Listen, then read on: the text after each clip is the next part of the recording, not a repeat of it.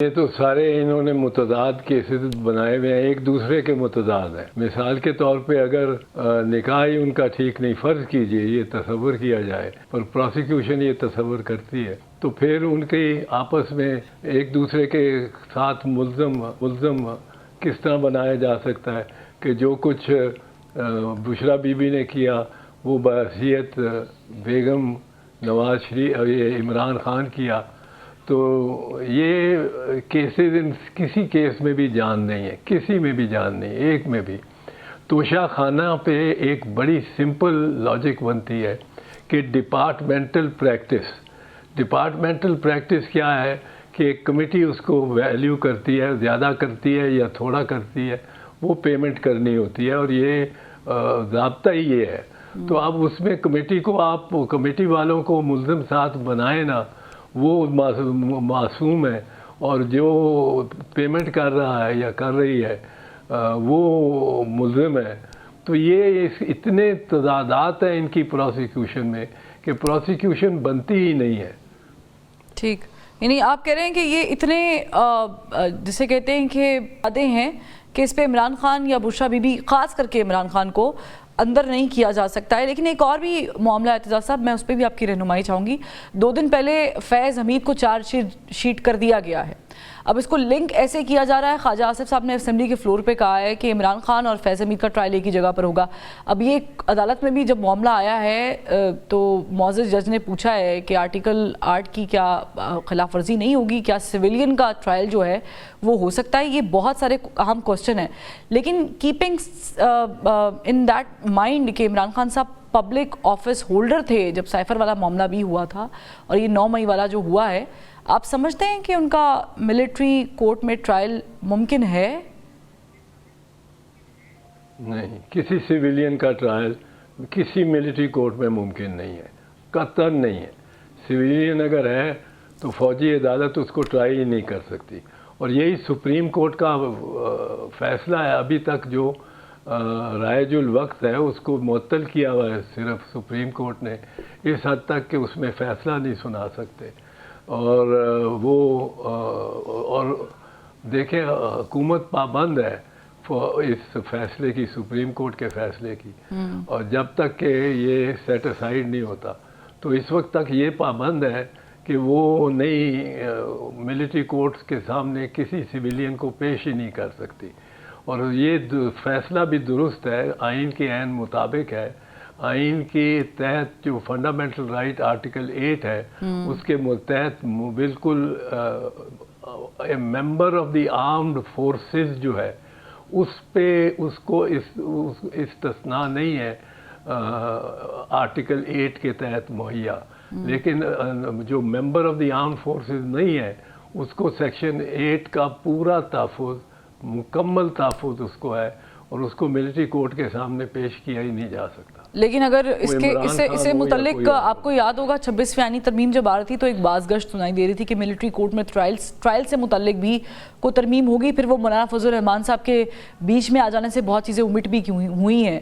تو اگر گورنمنٹ اس طرح کا کوئی بل منظور کروا لے تو پھر آپ کو لگتا ہے مشکل میں اضافہ ہو سکتا ہے؟ مشکل میں اضافہ، مشکل تو ویسے ہی اس پہ رہے گی جب تک وہ رہا، اور یہ کسی نہ کسی بہانے اس کو اندر رکھنے کی، عمران کو اندر رکھنے کی کوشش کر رہی ہے۔ ہر گورنمنٹ نے اس نے اتنے واہیات مقدمات بنائے ہیں اور الزام لگائے ہیں، جس طرح وہ عدت والا تھا، واہیات اور فضول، اور ان کی جانب سے ایک فوش حرکت تھی اس قسم کی کہ الزام لگانے کی۔ اتنا مورلی ڈیگریڈڈ کوئی ہو نہیں سکتا جو ماسوائے جو شخص ایسے یا جو گورنمنٹ ایسے الزامات لگائے اور ان کو ان پہ ٹرائل کرے۔ اب دنیا میں تو خیر اس کا تمسخر اڑنا ہی تھا۔ وہ ایک انگریزی اخبار نے لکھا Imran Khan convicted for sleeping with his wife, تو اب یہ عالم ہے ان کا۔ لیکن وہ عدت والا بھی اس پہ مولوی تقی عثمانی اور دیگر جو تھے موقر قسم کے علماء دین، غامدی صاحب مثال کے طور پہ، انہوں نے تو اس کا تمسخر اڑایا اس الزام کا۔ تو یہ شو یہ ثابت کرتا ہے کہ یہ کس گھٹیا حرکت سطح تک اتر سکتے ہیں. لیکن اعتزاز صاحب اگر الزامات ویسے تو رانا ثناء اللہ صاحب نے کہا کہ چانسز نہیں ہیں کہ فیض حمید وعدہ معاف گواہ بنے, لیکن ہم اس کو ایز اے ہائپوتھیسس ایک ڈسکس کر لیتے ہیں کہ اگر فیض حمید وعدہ معاف گواہ بن جاتے ہیں اس 9 مئی کے واقعے میں اور تمام جو چیزیں ہوئی ہیں اس میں, تو پھر آپ عمران خان کا کیا مستقبل دیکھ رہے ہیں, اور کیا پھر فیض حمید بن بھی سکتے ہیں کہ نہیں بن سکتے؟ نہیں, ایک چیز تو میں پہلے عرض کر دوں کہ وعدہ معاف گواہ کی کوئی جو ہے گواہی اس کو کوئی اہمیت نہیں ہوتی. ٹھیک ہے. اور یہ آپ نے دیکھا ہے کہ شہید ذوالفقار علی بھٹو کے خلاف ایک ہی گواہ تھا جو میٹر کرتا تھا, وہ وعدہ معاف گواہ تھا محمود مسعود, اور اس کو کوئی کرابوریشن نہیں ملی, اس کو کوئی اس کی تصدیق نہیں کی کسی اور پیس آف ایویڈنس نے جو تصدیق اس کی ضروری ہوتی ہے وعدہ معاف گواہ کو.